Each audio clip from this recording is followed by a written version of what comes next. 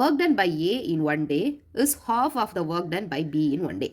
ஏயோட work done ஒரு நாளையோட work done வந்து எப்படி இருக்குது, பியோட ஒர்க் டனை விட ஹாஃப் தான் இருக்குது. சரியா? Work done by B is half of the work done by C in one day. C பண்ணுற ஒர்க் டன் ஒன் டேல பண்ணுற ஒர்க் டனை விட பி பண்ணுறது ஹாஃப் தான் இருக்குது. If C alone can complete the work in 7 days, in how many days can A, B, C together complete the work? C மட்டும் அந்த வேலையை வந்து 7 டேஸில் முடிச்சிட்டாங்கன்னா 3 பேரும் சேர்ந்தாங்கன்னா எவ்வளோ டேஸில் முடிப்பாங்க? இப்போ என்ன கொடுத்துருக்காங்க? C மட்டும் 7 டேஸில் முடிப்பாங்க. இப்போ சியோட 1 டே ஒர்க் எவ்வளவு? 1/7 ஒர்க். ஓகே, இப்போ என்ன கொடுத்துருக்காங்க? பி வந்து சியை விட ஹாஃப் தான் ஒர்க் பண்ணுறாங்க. அப்போ பியோட ஒர்க் டன் என்னவா இருக்கும்? 1/7 ஹாஃப். அப்போ 1/14 ஒர்க் பண்ணுவாங்க. இப்போ ஏயோட 1 டே ஒர்க் எவ்வளோ இருக்கும்? பியில் இருந்தும் ஹாஃப். இப்போ 1/28. சரி, இப்போ எல்லாருக்கும் கண்டுபிடிச்சாச்சா? இப்போ நம்மளோட கொஸ்டின் என்ன? எல்லாரும் சேர்ந்து ஒர்க் பண்ணுறாங்க. எல்லாரும் ஆட் பண்ணிடலாமா? 1/7 + 1/14 + 1/28.